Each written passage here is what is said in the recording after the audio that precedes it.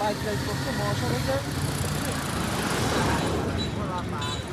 দাঁড়াও দাঁড়াও দাঁড়াও দাঁড়াও এই করো, স্নান করো। তোমার এই বয়স কত? তিনটা বাচ্চা আজ একটা বাইক নিয়ে বের হয়েছে, তোমার বয়স কত?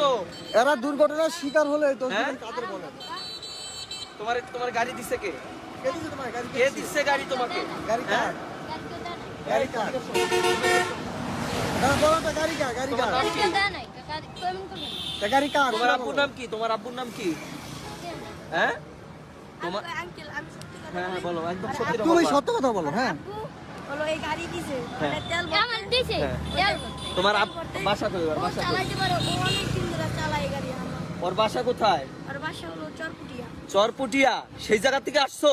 না তাহলে কোন জায়গা থেকে আসছো? চরমুগুড়িয়া থেকে আসছো? তোমার নাম কি? চরমুখী থেকে এই বাইক নিয়ে আসছো তুমি? তোমার নাম কি? তেল ভরতে আইছি কাকা আরে দেখা। কে পারে? তোমার নাম কি? নাম কি তোমার? পাছা নাকি হ্যাঁ? তোমার নাম বলো। আপুকে একটা ফোন দাও, তোমার আপুকে তোমার বয়স কত? 10 বছর হয়েছে? একটা ফোন দাও। না হ্যাঁ 10 বছর?